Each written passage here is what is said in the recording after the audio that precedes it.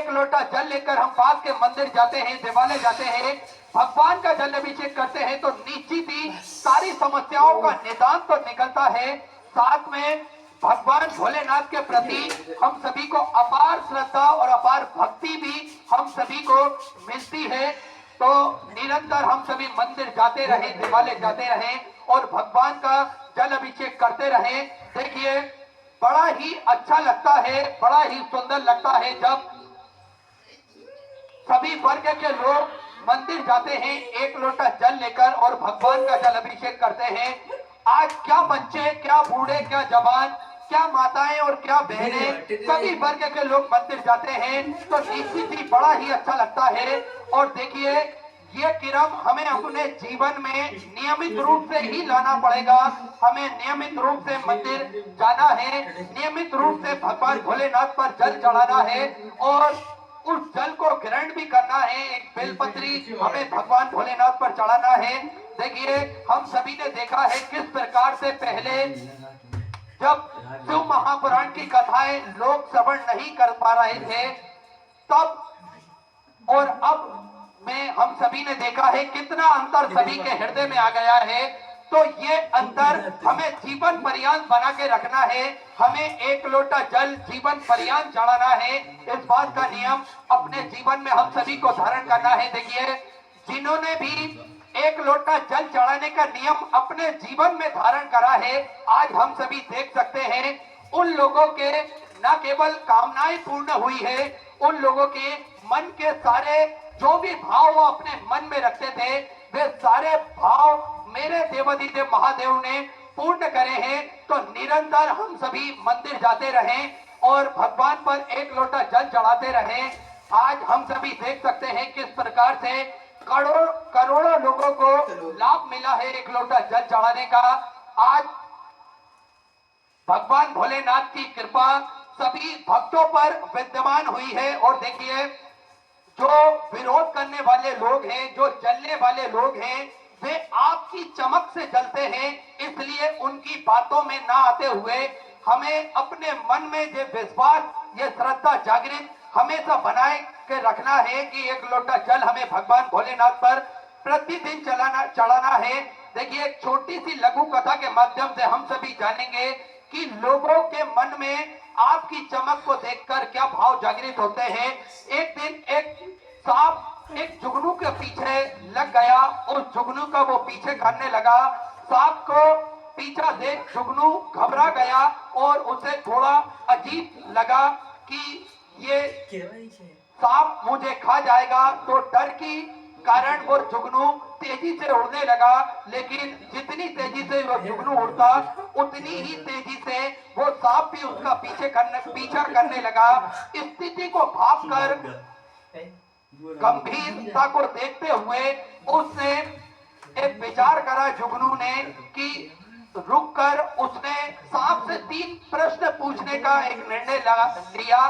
तो वो जुगनू रुका और सांप से पूछने लगा, क्या मैं आपसे 3 प्रश्न पूछ सकता हूँ? तो सांप ने हाँ में उत्तर दिया और बोला हाँ बिल्कुल तुम मुझसे प्रश्न पूछ सकते हैं। तो पहला प्रश्न जुगनू सांप से पूछता है, क्या मैं इस प्रकार का जीव हूँ जिसे आप खाते हैं, मैं उस प्रकार का जीव हूँ? तो सांप ने उत्तर दिया नहीं। दूसरा फिर जुगनू ने प्रश्न पूछा, क्या मैंने तुम्हारा कोई नुकसान करा है जो मुझे तुम खाना चाहते हो, निगलना चाहते हो? तो सांप ने उत्तर दिया नहीं। फिर तीसरा और आखिरी प्रश्न जुगनू सांप से पूछता है, फिर तुम मुझे खाना निगलना क्यों चाहते हो? तो सांप ने उत्तर दिया, क्योंकि मैं तुम्हें चमकता हुआ नहीं देख सकता, इसलिए मैं तुम्हें निगलना चाहता हूँ, खाना चाहता हूँ। अर्थात इस कहानी से हमें एक बात स्पष्ट होती है कि जीवन में ऐसे लोग भी हमें मिलेंगे जिनसे हमारा कोई संबंध नहीं, हमारा और आपका कोई संबंध नहीं रहेगा, फिर भी वो हमने उनका जीवन में कुछ बिगाड़ा भी नहीं होगा, फिर भी वो सांप की तरह हमारा पीछा करेंगे और हमें नष्ट करने का प्रयास करेंगे। तो क्योंकि सांपों की जो भाव रहता है वो दुष्टता का भाव है और दुष्ट अपनी प्रवृत्ति, अपना आचरण कभी बदल नहीं सकते। इसलिए अगर आपको भी कोई लोग भ्रमित करे कि मंदिर जाने से क्या होता है, एक लोटा जल चढ़ाने से क्या होता है, भगवान का जल ग्रहण करने से, पीने से क्या होता है, तो आप समझ जाना कि ये भी सांप है और ये आपको नष्ट करना चाहता है। देखिए, हम सभी ने जीवन में एक लोटा जल चढ़ाने का नियम क्या धारण करा, आज सभी लोगों को लगने लगा है, सनातन धर्म की ताकत सभी को दिखने लगी है। इसलिए आप अपने मन के भाव को कभी भी ना बदले और निरंतर भगवान पर एक लोटा जल हमेशा चढ़ाते रहे, क्योंकि जिसकी कामयाबी को रोका नहीं जा सकता, जिसकी कामयाबी को रोका नहीं जा सकता, उसकी बदनामी शुरू कर देते हैं लोग बाग। इसलिए एक लोटा जल का महत्व आप सभी जान सकते हैं, समझ सकते हैं।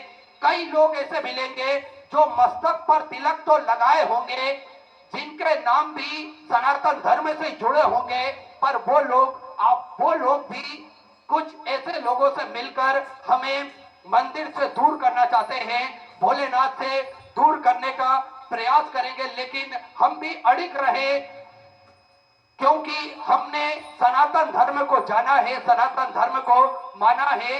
अगर हमें जानना है कि हमारे मूल धर्म की शिक्षा क्या होती है या मूल धर्म की ताकत क्या होती है, तो आप सभी ने देखा होगा या श्रवण करा होगा, अगर किसी जगह पर कोई कुत्ता पानी पी रहा होता है तो कोई भी अपनी गाड़ी को नहीं रोकता है, अपितु कांच उतारता है और कुत्ते को हड़काते हुए, डांटते हुए वे आगे निकल जाते हैं। इसी प्रकार से कोई गाय अगर कहीं पानी पी रही होती है तो एक निर्मल भाव से वे साइड से गाड़ी निकल जाते हैं, पर गाड़ी को नहीं रोकते हैं। अगर उसी जगह कोई शेर पानी पी रहा होता है तो 1000 गाड़ी क्यों ना हो, सभी को अपनी गाड़ी रोकना पड़ती है। और मजाल है कि 1 घंटे भी शेर वहां पर रुक जाए या 2 घंटे भी शेर रुक जाए वहां पर, तो कोई भी ना ही हौसले देता है और ना ही भाग निकलने की कोशिश करता है, अपितु ये देखते हैं कि कहीं हमारी गाड़ी लॉक ना हो, लॉक कर देते हैं उसको, हमारे कांच खुले ना हो, उस कांच को वो लगा लेते हैं। पर किसी की हिम्मत नहीं होती है कि उस जगह पर हम हॉर्न बजाते हैं और यही मन में प्रार्थना करते हैं कि ये शेर पानी पीकर अपने मार्ग की ओर चला जाए, यही कामना सभी लोग करते हैं। ठीक इसी प्रकार से हमारे धर्म की शिक्षा होती है। अगर धर्म के प्रति कोई भी बात आए तो हमें निरंतर अपनी शक्ति का परिचय देना चाहिए, क्योंकि सनातन धर्म में हम सभी को बताया गया है किस प्रकार से हम हमारे देवी देवताओं ने शस्त्रों को धारण करा है। अगर बात सनातन धर्म की आए तो निरंतर ही हम सभी को शक्तिमान बनना चाहिए और अपनी शक्ति का परिचय देना चाहिए, क्योंकि दुर्बल व्यक्ति का कोई परिचय नहीं होता। दुर्बलता एक श्राप है जिसको हम सभी को त्यागना पड़ेगा और निरंतर अपने मन को भगवान भोलेनाथ के प्रति और निरंतर सनातन धर्म के प्रति हमारे धर्म को लगाना पड़ेगा। अगर कोई व्यक्ति आपको मंदिर जाने से रोके तो आप उसका जवाब बेधड़क होकर दे सकते हैं। कोई आपको जल पीने से, महादेव का जल पीने से रोके तो आप उसका जवाब बेधड़क होकर देख सकते हैं, क्योंकि सनातन धर्म की जो ताकत है निरंतर हम सभी को जान लेना चाहिए और हम सभी को मान लेना चाहिए। वैसे भी पूज्य गुरुदेव ने हम सभी को एक बड़ी ही सुंदर कथा कल श्रवण कराई थी, जिसमें दशरथ जी के पिताजी के बारे में हम सभी ने श्रवण करा था कि भगवान भोलेनाथ की वो पूजन अर्चना कर रहे होते हैं और उसी जगह पर रावण अपनी सेना के साथ में उन पर आक्रमण करना चाहता था, लेकिन शंकर जी की पूजन करते हुए देखकर वो रावण ब्राह्मण का रूप धारण कर लेता है और पूजन देखने लगता है। तभी दशरथ जी के पिताजी भगवान भोलेनाथ पर लिया हुआ जल उठाते हैं और पश्चिम दिशा में वो जल को छोड़ देते हैं। तब ब्राह्मण रूप में जो रावण था वो पूछता है कि ये जल तुमने यहाँ पर क्यों फेंका या क्यों छोड़ा?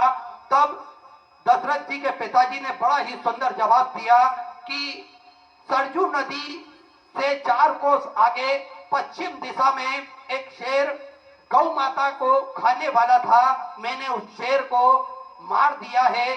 तब रावण के मन भाव जागृत हुआ, क्यों ना मैं ये देख कर आऊं कि सही में शेर मरा है। तो रावण जाकर देखता है तो सरजू नदी के 4 कोस आगे एक शेर मरा हुआ उन्हें दिखाई देता है।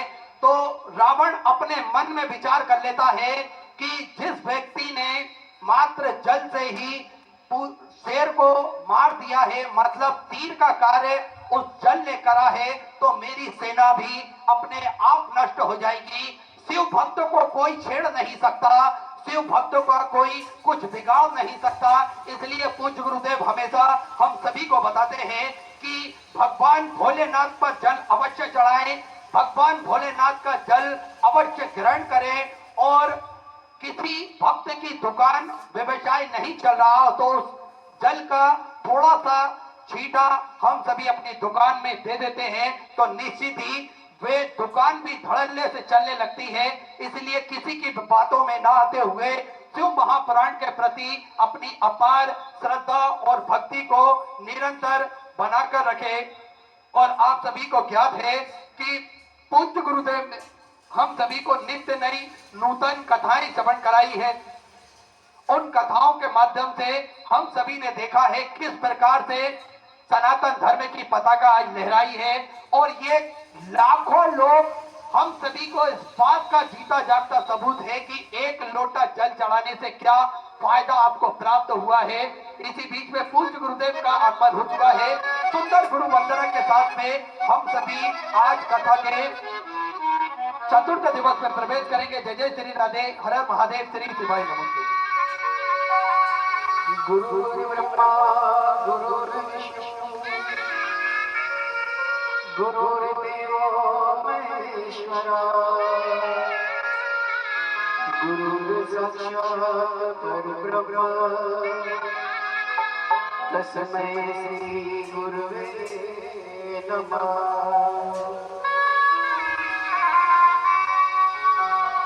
फुर्सत मिले तो गुरुवर घर मेरे आना, दर्शनों की प्यास मेरी आके बुझाना। फुर्सत मिले तो गुरुवर घर मेरे आना, दर्शनों की प्यास मेरी आके बुझाना।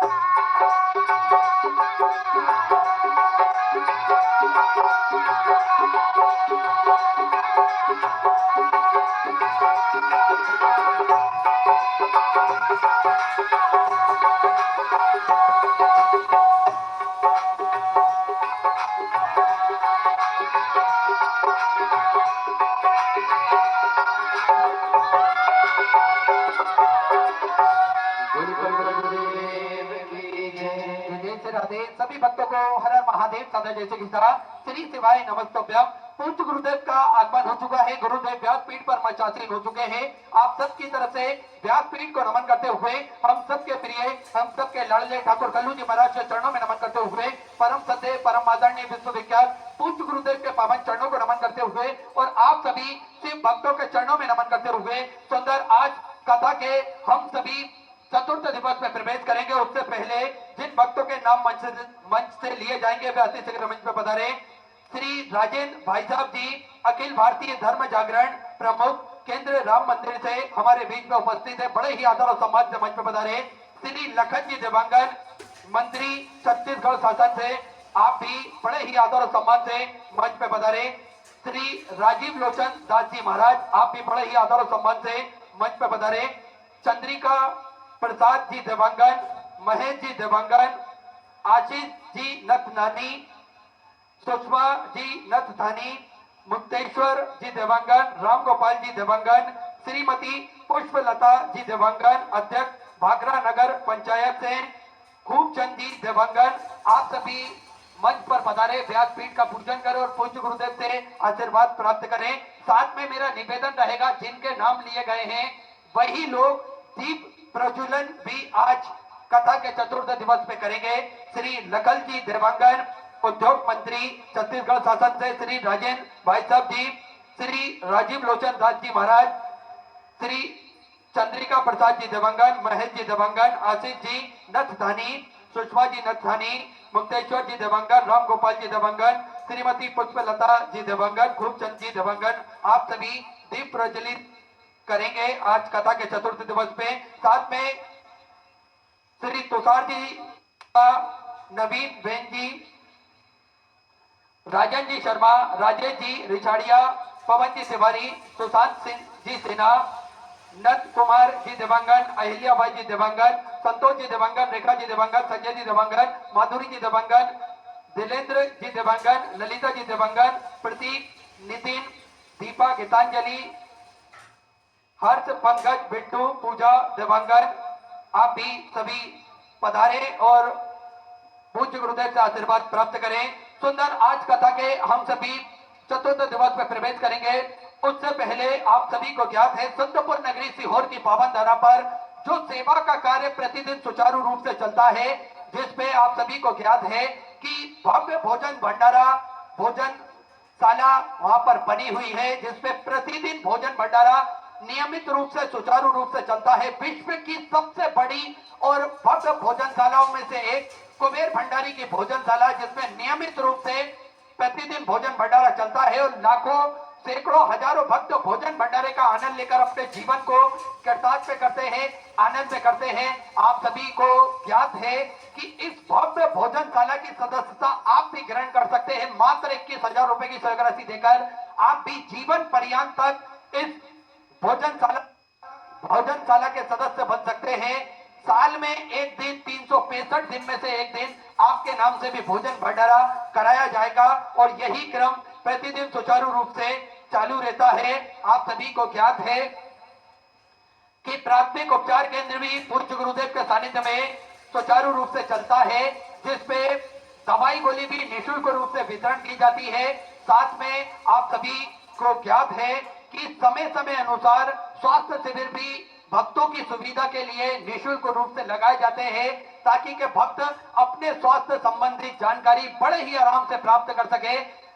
और 2 एम्बुलेंस भक्तों की सुविधा के लिए 24 घंटे उपलब्ध रहती है। एक सर्व सुविधा युक्त हॉस्पिटल का निर्माण कार्य और पूज्य गुरुदेव के सानिध्य में प्रारंभ हो चुका है, ताकि के भक्तों को किसी भी प्रकार की कोई दिक्कत परेशानी ना हो, इसलिए सर्व सुविधा युक्त हॉस्पिटल का निर्माण कार्य पूज्य गुरुदेव के सानिध्य में कुबेर भंडारी की पावन धरा पर चालू हो चुका है। गौ माता की सेवा जो कि प्रतिदिन सुचारू रूप से चलती है, जिसपे एक और भव्य गौशाला का निर्माण कार्य चालू कर दिया गया है। देखिए, गौ माता हमारे सनातन धर्म में पूजी जाती है और 33 कोटि देवी देवता गौ माता के अंदर विराजमान होते हैं, तो इनकी सेवा भी प्रतिदिन कुबेर भंडारी की पावन धरा पर सुचारू रूप से की जाती है। साथ में आप सभी को ज्ञात है 251 कमरों की यह भव्य विशाल धर्मशाला बनने जा रही थी। इसका निर्माण कार्य बढ़ाते हुए पूज्य गुरुदेव के सानिध्य में 351 कमरों की यह भव्य विशाल धर्मशाला बनेगी। लगभग 15 से 16 बड़े बड़े हॉल भी धर्मशाला के अंतर्गत बनाए जाएंगे, ताकि के भक्त बड़े ही आराम से रुककर भगवान का भजन कीर्तन स्मरण कर अपने जीवन को कृतार्थ कर सके, आनंद कर सके। ऐसे सुंदर सेवा के प्रकल्प पूज्य गुरुदेव के सानिध्य में प्रतिदिन सुचारू रूप से चलते हैं। आप भी इन प्रकल्पों से जुड़ सकते हैं। कंधे से कंधा मिलाकर चल सकते हैं और अपने जीवन को कृतार्थ में कर सकते हैं, आनंद में कर सकते हैं। तो जिन दानदाताओं ने, जिन भामाशाहों ने अपनी स्वराशि मंदिर, गौशाला, वृद्धाश्रम, अन्य क्षेत्र में समर्पित की, उन सभी पावनशाली पुण्यशाली दानदाताओं के नाम श्री दिनेश जी गिरी बिहार से सुंदर 500 रुपए की सौर्य से अपने बाबा कुमरेश्वर धाम में समर्पित की बहुत बहुत बधाई। श्री अनिल जी मोदनपाल की तरफ से 501 रुपए, बीना जी हिरणपाल की तरफ से 551 रुपए, विनोद जी सुनीता जी की तरफ से उत्तर प्रदेश से 5000 रुपए की सौर्य से अपने बाबा कुमरेश्वर धाम में समर्पित की बहुत बहुत बधाई।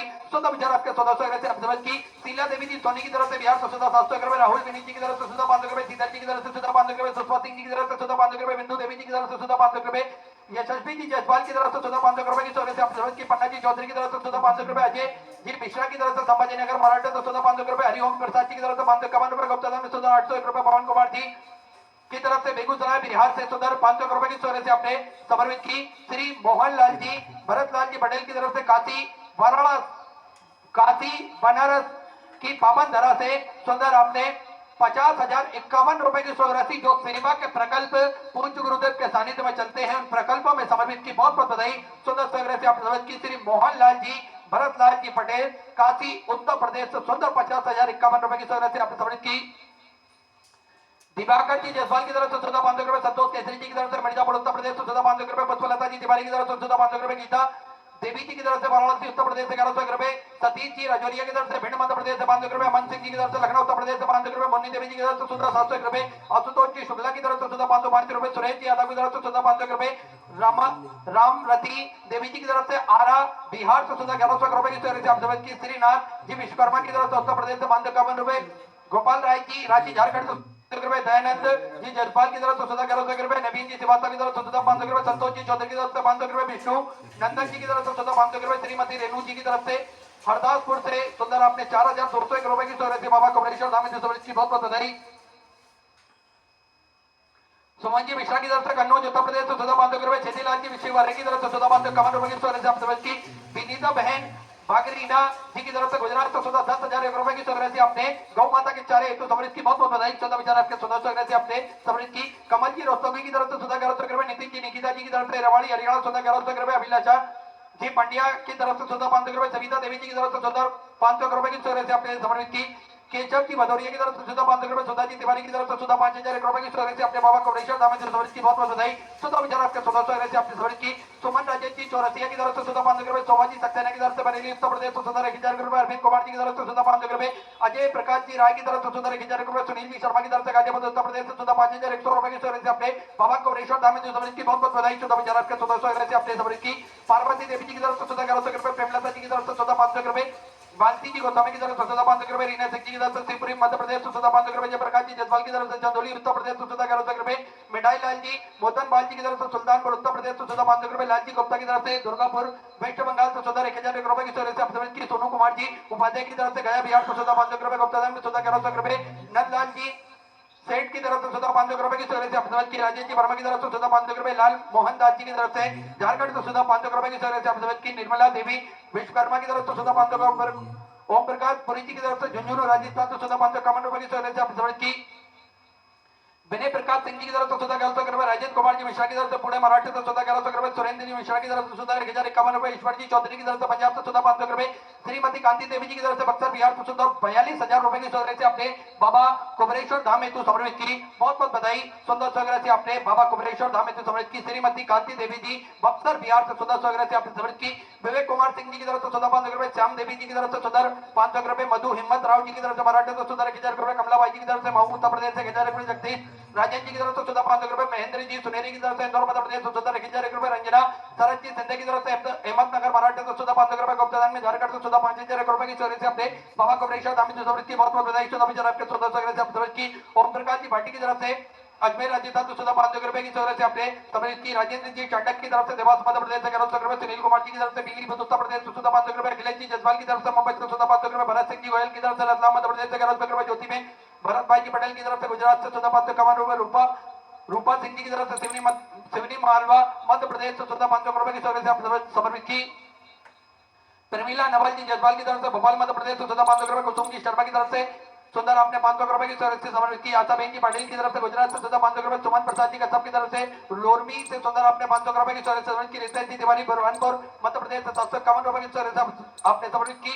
सुमित संतोष जी परदेसी की तरफ से संभाजी नगर मराठी से 500 रुपए। मोहनलाल जी कांता जी की तरफ से उदयपुर राजस्थान से सुंदर 11,011 रुपए की से आपने बाबा कुमरेश्वर धाम में समृद्ध की बहुत बहुत बधाई। शुद्ध विचार आपके सुंदर से अपने समृद्ध की। मधु प्रसाद जी कुशवा की तरफ से इंदौर मध्य प्रदेश से 14,500 रुपए। कल्याणी पीयूष जी पटेल की तरफ से धुले मराठे से 14,551 रुपए। विमल वाई जी की तरफ से नानपुर मराठे से 1100 रुपए। विनीता जी अग्रवाल की तरफ से गुड़गांव हरियाणा 14,500 रुपए। कैलाश कुमार जी साहू की तरफ से 14,500 रुपए। संगीता विजय जी की तरफ से 14,500 रुपए। विजय जी जसवाल की तरफ से 14,500 रुपए। सतीश जी यादव सीता जी यादव की तरफ से गाजीपुर उत्तर प्रदेश से 14,1100 रुपए। निर्मला देवी जी की तरफ से बिहार से 14,600 रुपए। त्रिलोकनाथ जी यादव की तरफ से दयाल नगर से 14,505 रुपए। सरोज देवी जी की तरफ से 1100 रुपए। मनीष जी जसवाल की तरफ से 14,551 रुपए। बीना देवी जी की तरफ से 5,071 रुपए की राशि आपने बाबा कुमरेश्वर धाम में समृद्ध की बहुत बहुत बधाई। 14,000 आपके 1400 राशि आपने समृद्ध की। आकांक्षा जी की तरफ से 501 रुपए की राशि बाबा कुमरेश्वर धाम में समृद्ध की। शीला जी मिश्रा की तरफ से ज्ञान पड़ता 1100 रुपए की राशि आपने समृद्ध की। जितेंद्र सिंह जी की तरफ से 500 रुपए। गुप्ता धाम 1101 रुपए की राशि आपने बाबा कुमरेश्वर धाम में समृद्ध की। ज्ञानचंद बिंदु देवी जी की तरफ से उत्तर प्रदेश से 21,000 रुपए की राशि देकर आजीवन भोजन भंडार की संस्था ग्रहण करी। सुनहरे अक्षरों में अपना नामांकित कराया। बहुत बहुत बधाई। 14,000 के 1400 राशि आपने समृद्ध की। कौशल्या जी यादव बिलासपुर छत्तीसगढ़ से आपने सुंदर 21,000 रुपए की राशि देकर आजीवन भोजन भंडार की संस्था ग्रहण करी। सुनहरे अक्षरों में अपना नामांकित कराया। बहुत बहुत बधाई। 14,000 के 1400 राशि आपने समृद्ध की। मोतीलाल जी की तरफ से 14,500 रुपए। से प्रसाद जी यादव की तरफ से लखनऊ उत्तर प्रदेश से 500 रुपए। अजय साहिल जी की तरफ से खीरी से 14,500 रुपए। सीमा सिंह जी की तरफ से 5,001 रुपए की समृद्ध की। मेघा अंकित जी की तरफ से हरियाणा 14,521 रुपए की समृद्ध की। कैलाश देवी जी की तरफ से ऋषिकेश उत्तराखंड से सुंदर 1,000 रुपए। अनु विकास जी की तरफ से उत्तराखंड से सुंदर 21,000 रुपए की राशि देकर आजीवन भोजन भंडार की संस्था ग्रहण करी। सुनहरे अक्षरों में अपना नामांकित कराया। बहुत बहुत बधाई। 14,000 के 1400 राशि आपने समर्पित की। उषा देवी संत कुमार जी की तरफ से सुंदर 1,100 रुपए की से आपने समर्पित की। दुर्गा जी कबर की तरफ से सुंदर आपने 1,100 रुपए की से समर्पित की। राम सुभाष जी त्यागी की तरफ से गाजियाबाद उत्तर प्रदेश से 500 रुपए की समर्पित की। स्वर्गीय निर्मला देवी जी की स्मृति में सुंदर 1,100 रुपए की समर्पित की। विजय मोदन जी की तरफ से पटना बिहार से 500 रुपए। अंकुरी काजल जी की तरफ से रोहतक हरियाणा सुंदर 21,000 रुपए की से देकर आजीवन भोजन भंडार की व्यवस्था ग्रहण करी। बहुत बहुत बधाई। अपनी समर्पित की।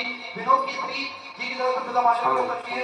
राम स्वरूप जी जयपाल की स्मृति में सुंदर 1,100 रुपए की सर्विस आपने समर्पित की। सभी दाताओं को मैं हृदय की आनंद गहराई से नमन करता हूँ, दंडवत करता हूँ, प्रणाम करता हूँ। सुंदर सर्विस आपने समर्पित की। जो भक्त अपनी स्वर्गति मंदिर गौशाला वृद्धाश्रम अन्य क्षेत्र बाबा कुमरेश्वर धाम में जो समर्पित करना चाहते हैं इस स्क्रीन पर श्री बिटले सेवा समिति का जो दो अकाउंट नंबर चल रहा है, एक्सिस बैंक का और सेंट्रल बैंक ऑफ इंडिया का, दोनों में से किसी भी अकाउंट में अपनी स्वराशि जमा कर अपना नाम व्हाट्सएप पर भेज सकते हैं।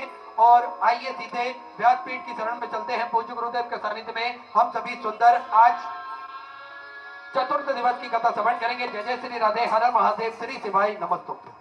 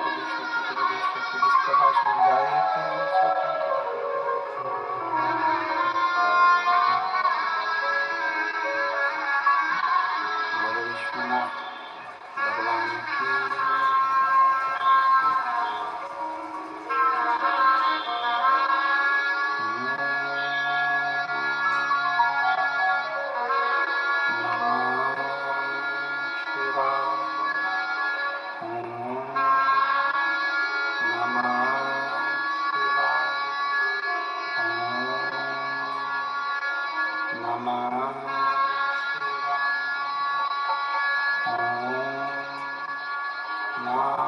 शिवाय।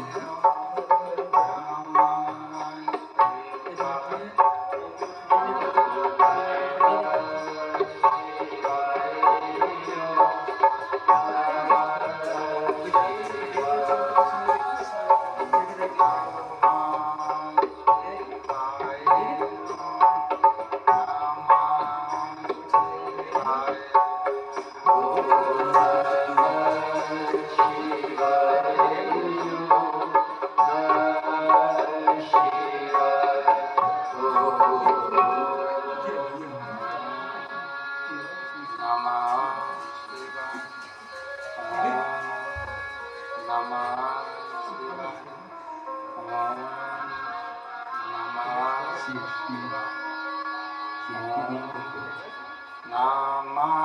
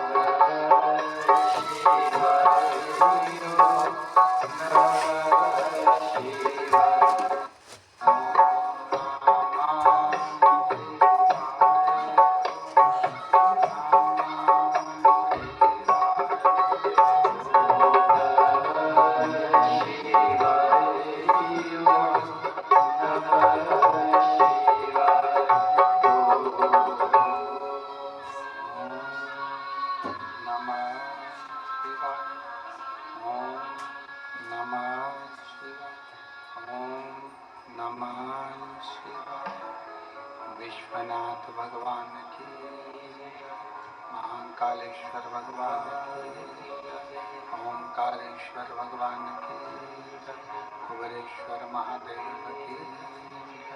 हर हर महादेव, हर हर महादेव, हर हर महादेव। काशी विश्वनाथ, ओगरदानी त्रिकालदर्शी, कैलाशी, अविनाशी भगवान शिव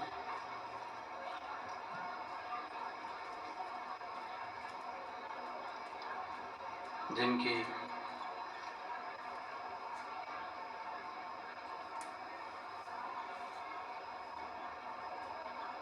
पुनीत पावन शिव महापुराण की कथा भगवान देवाधिदेव महादेव की कृपा से, उनकी करुणा से आप और हम श्रवण करने के लिए रायपुर छत्तीसगढ़ की ये पवित्र पावन भूमि पर विराजमान। बड़े सौभाग्यशाली हैं छत्तीसगढ़ के सभी रहनिवासी जो 2024 के विराम की ये पवित्र पावन शिव महापुराण की कथा श्रवण कर रहे हैं। कथा के मुख्य यजमान श्री कमल देवांगन जी, श्रीमती सरला देवांगन जी, जो इस पुनीत पावन कथा के मुख्य यजमान का पद ग्रहण कर संपूर्ण क्षेत्रवासियों को लाभान्वित कर रहे हैं। एक बार जोरदार ताली बजाकर उनका स्वागत, वंदन, अभिनंदन। कथा में विराजमान सभी संत, साधु, गुरुजन, तपस्वी जन, साधक एवं छत्तीसगढ़ शासन के माननीय मंत्री महोदय उद्योग एवं वाणिज्य श्रम विभाग मंत्री श्री लखनलाल देवांगन जी, एक बार उनके लिए जोरदार ताली बजाकर स्वागत, वंदन, अभिनंदन। जिन्होंने अपना अमूल्य समय निकालकर भगवान शिव की इस पवित्र कथा को श्रवण करने के लिए यहाँ पधारे।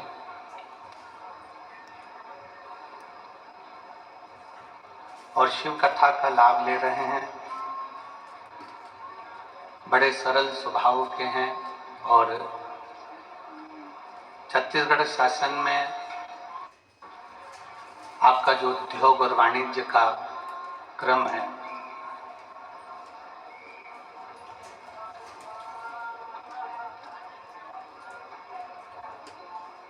यहाँ अभी सरकार को 1 वर्ष हुआ है, पर वो 1 वर्ष में मैं माननीय मंत्री महोदय श्री लखनलाल जी देवांगन जी से कहूँगा कि वास्तवता है कि छत्तीसगढ़ ने 1 साल में बहुत विकास किया है, उसके लिए साधुता है। एक बार जोरदार ताली बजाकर स्वागत।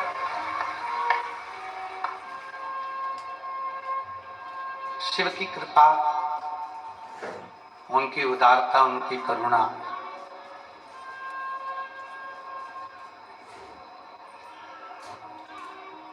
जब हम किसी लक्ष्य को लेकर आगे बढ़ते हैं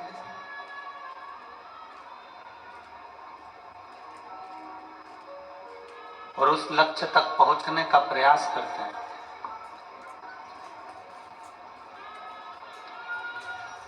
तो शिव महापुराण की कथा कहती है कि केवल मनुष्य आगे नहीं बढ़ता, जो हमारा इष्ट देव है, जिसकी हम आराधना करते हैं, जिसकी हम पूजन करते हैं, जिसकी हम विनती करते हैं, वो इष्ट देव भी हमारे साथ में आगे बढ़े, अपना खुद का हाथ पकड़कर अग्रण्यता ले।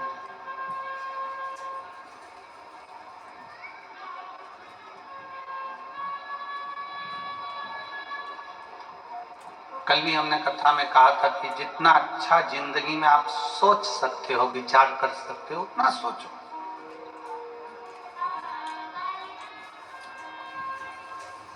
अच्छी सोच व्यक्ति को बहुत आगे बढ़ा कर लेकर जाती है। बुरी सोच पांव की मोच की तरह होती है। पांव में जैसे मोच आ जाती है तो आप बहुत लंबा सफर नहीं कर सकते।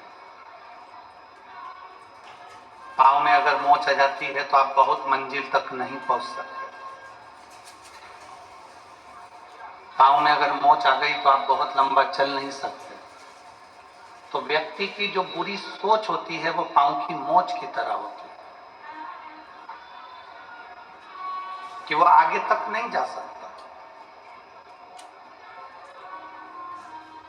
अगर आपके भीतर मन में बहुत सारे गलत विचार आ रहे हैं, गलत सोच आ रही है, किसी का बुरा करने का, किसी को गलत बोलने का, गलत शब्द का प्रयोग करने का, कुछ गलत करने का सोच तुम्हारे अंदर बन रही है, तो समझ लेना कि तुम बहुत आगे नहीं जा सकते।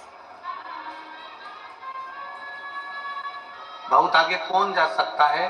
जो अपनी सोच अच्छी रहे। गलत सोच पांव की मोच की तरह है जो बढ़ने नहीं देती, और अच्छी सोच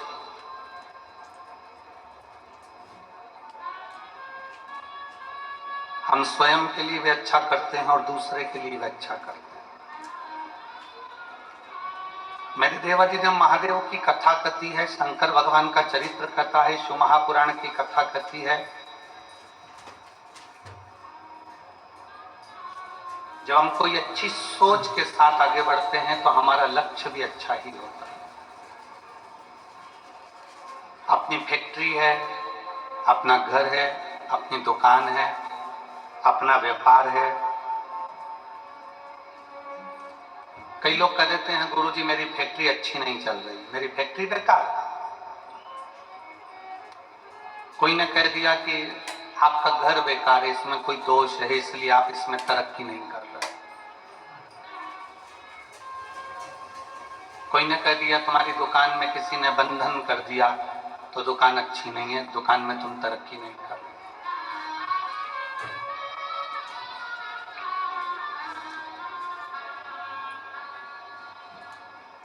बहुत सारे मिलेंगे आपको इस संसार सागर में, मेला भरा पड़ा हुआ है, सब तरह का आइटम मिल रहा है। यहां से जब घर जाते होगे तो रोड पे कितना सामान मिल रहा है बोलो। कहीं कंकु मिल रहा है, कहीं रुद्राक्ष मिल रहा है, कहीं शिवलिंग रखा हुआ है, कहीं नंदी रखा हुआ है, कहीं माला रखी है, कहीं जाम रखा है, बी रखी है, कहीं आम रखा है, कहीं केला रखा है, कहीं संतरा रखा है। ढेर बाजार भरा पड़ा हुआ है, जिसकी जो मर्जी पड़ती है वो बेच रहा है।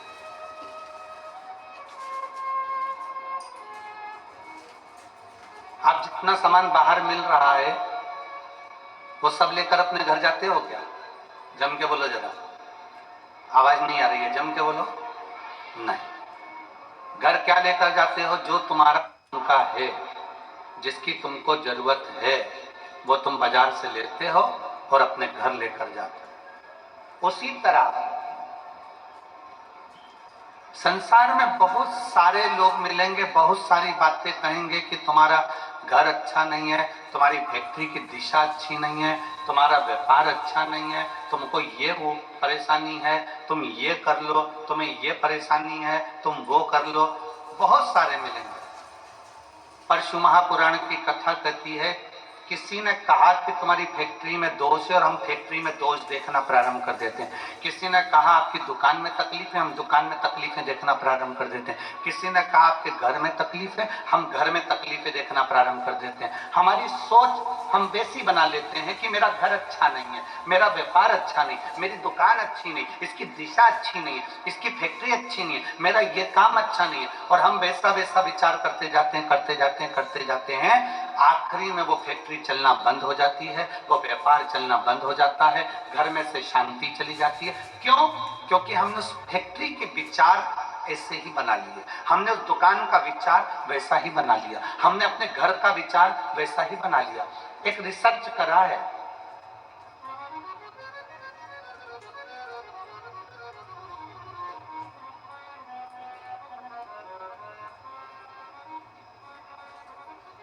एक वन विभाग वालों ने एक रिसर्च करा है, आप नेट पर सर्च करिएगा तो आपको मालूम पड़ेगा। एक रिसर्च करा, एक पेड़ के नीचे जाकर एक व्यक्ति बैठ गया और उसने बैठकर उस पेड़ के नीचे बहुत विचार गलत लाया। ये पेड़ कितना बेकार है, ये वृक्ष कितना बेकार है, ये पौधा कितना बेकार है, ये वृक्ष किसी काम का नहीं है, ये पौधा किसी काम का नहीं है। हरे भरे वृक्ष के नीचे बैठकर व्यक्ति अपनी गलत सोच व्यक्त करता रहा, करता रहा, करता रहा। आखिरी में वन विभाग ने निर्णय निकाला कि वो वृक्ष 1.5 साल के अंदर सूख गया। कितने वर्ष में सूखा? जम के बोलो जरा, 1.5 साल। पेड़ के नीचे बैठकर उस पेड़ की निंदा करी, ये पेड़ बेकार है, किसी काम का नहीं है, फल नहीं देता, बेकार है, बेकार है। तो वो पेड़ 1.5 साल में सूख गया। ये वन विभाग वालों ने सर्च करा, और एक सूखा पेड़ था, उस पेड़ के नीचे एक व्यक्ति बैठा और उसने कहा कितना अच्छा पेड़ था, कितना फल देता था, कितना बढ़िया था, इसमें कोपल लगती थी, इसमें पत्तियां लगती थी, लोगों को छांव देता था, वो पेड़ जो 4 साल का सूखा था, उस पेड़ के नीचे वन विभाग वालों ने रिसर्च करा, एक व्यक्ति को बिठाकर उसकी तारीफ करना प्रारंभ करी। उस पेड़ में भी धीरे धीरे पत्तियां और कोपल आना प्रारंभ हो गई और वो पेड़ भी हरा भरा।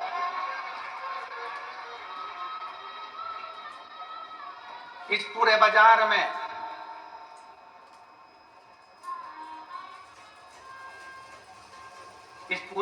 में ढेर सारा सामान मिलता है। कोई आपसे कहेगा कि आपकी दुकान बेकार है, कोई आपसे कहेगा आपकी फैक्ट्री बेकार है, कोई कहेगा आपका घर बेकार है, कोई कहेगा आपका परिवार का ये सदस्य बेकार है, कोई कहेगा तेरी सास बुरी है, कोई कहेगा ससुर बुरा है, कोई कहेगा जेठ जेठानी बुरे हैं, कोई कहेगा पत्नी बुरी है, कोई कहेगा बहू बुरी है। ये सब अपनी सोच पर निर्भर करता है कि हम कैसा सोचेंगे। हमने अगर अपनी फैक्ट्री के लिए गलत सोचना चालू कर दिया तो वो फैक्ट्री धीरे धीरे डाउन हो जाएगी, धीरे धीरे बंद। हमने अपनी दुकान के लिए सोचना प्रारंभ कर दिया कि मेरी दुकान तो चलती नहीं है, बेकार है, कोई काम की नहीं है, मैं दुकान बदल लेता हूँ, मैं व्यापार बदल लेता हूँ, मैं माल बदल लेता हूँ, मैं ऐसा कर लेता हूँ, वो धीरे धीरे डल हो जाएगी, बेकार हो जाएगी। घर के लिए सोच लिया कि मेरे घर में रौनक नहीं है, मेरे घर में एनर्जी नहीं है, मेरा घर बेकार है, धीरे धीरे वो घर बेकार हो जाएगा। शिव पुराण कहती है, शंकर की कथा कहती है, आप जिस घर में रहो, कोई तुमसे कह दे तेरा घर बेकार है, उसके हाथ जोड़कर कहना कि हमारा घर बेकार नहीं है महाराज, ये तो चलता रहता है, कभी सुख है कभी दुख है, ये चलेगा और मेरा घर बहुत अच्छा है। कोई तुमसे कह दे तुम्हारे घर की दिशा बेकार है, उससे कह देना महाराज इसी घर की दिशा में आप दिखे ही नहीं महाराज जी, तुम्हें तो नजर नहीं आए थे। हमारे बीच में संत शिरोमणि श्री राजीव लोचन महाराज जी विराजमान है, एक बार जोरदार ताली बजाकर उनका स्वागत करना। कोई तुमसे कह दे तुम्हारा घर बेकार है, नहीं महाराज मेरा घर बहुत अच्छा, मेरे घर के बराबर। कोई कहे तुम्हारे घर की दिशा बेकार है, उससे कह देना महाराज इसी घर की दिशा में मेरी सास को बच्चे भी हुए हैं, इसी घर की दिशा में मेरे ससुर ने खूब कमाया, इसी घर की दिशा में मेरा परिवार बुजुर्गों ने खूब पाला पोसा, वो कैसे बेकार हो सकता है? आज बेकार होने लगा, पहले बेकार नहीं हुआ। हमारा घर बेकार नहीं है। फिर कोई कह दे कि तुम्हारी दुकान बेकार है, दुकान नहीं चल रही है, किसी ने बंधन कर दिया, किसी ने टोना मार दिया, किसी ने भभूति फेंक दी, किसी ने बंधन कर दिया, किसी ने ऐसा कर दिया, किसी ने वैसा कर दिया, उसको कह देना केवल मेरी दुकान मिली थी बंधन करने के लिए।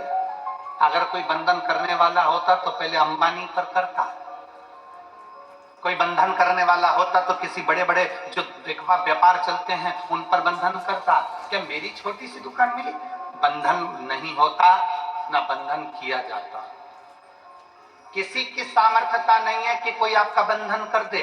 अगर बंधन करता, टोना मारता, तो दुनिया में ऐसे बहुत सारे हैं जिनको लोग टोना मारकर नीचे गिरा देते हैं। कितने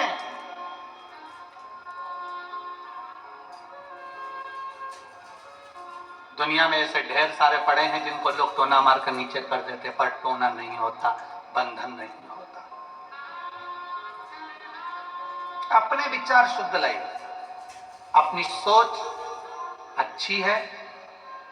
फिर निवेदन है, कोई ने कहा तुम्हारी फैक्ट्री नहीं चल सकती क्योंकि इसमें दोष है, ये बेकार है। तुमने सोचना चालू कर दिया, फैक्ट्री ने चलना बंद कर दिया। तुम अच्छा सोचो, मेरी फैक्ट्री बहुत अच्छी है, पहले भी अच्छी चलती थी, हो सकता है कोई कारण बन गया हो सकता है कोई दिक्कत आ गई हो, मेरी फैक्ट्री अच्छी। कोई कह दे तुम्हारी बहू बेकार है, नहीं, उसके आने के बाद तो हमारे घर में 4 चांद लगा है, खुशियां आई है। कोई कहते तुम्हारी सास बेकार है, नहीं, वो मेरी माँ है। जब मेरे बच्चे ने जन्म लिया कोई नहीं आया था, तब मेरी सास मेरे बच्चे को संभालती रही थी, उसके बराबर कोई नहीं हो सकता। हम अच्छी सोच व्यक्ति को बहुत आगे तक ले जाती है और बेकार सोच और पांव की मोच व्यक्ति को बहुत आगे तक नहीं लेकर जा सकती।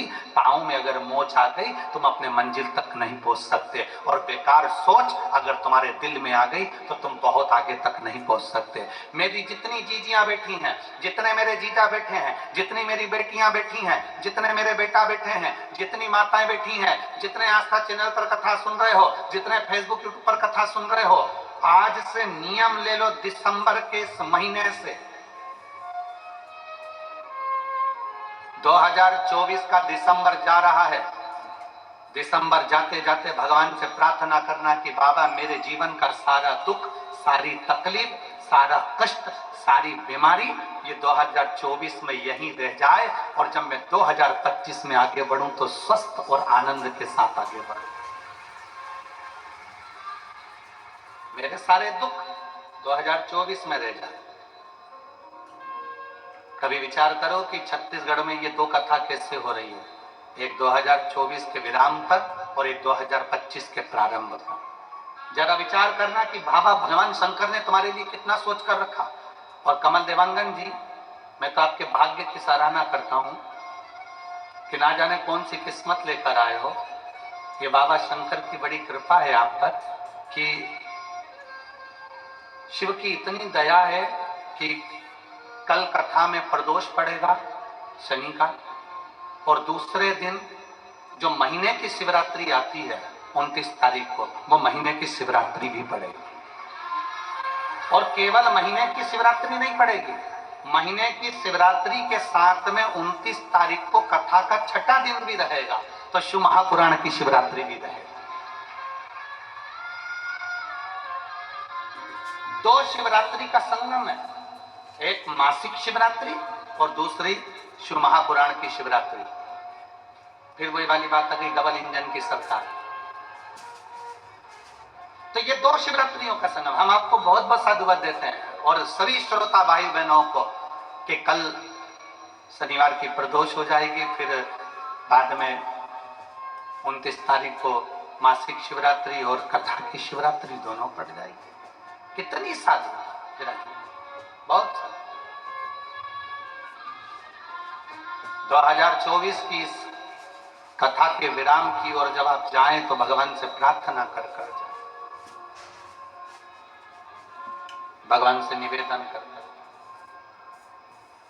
भगवान को विनय करते हुए जाएं कि मेरे सारे दुख, सारी तकलीफ,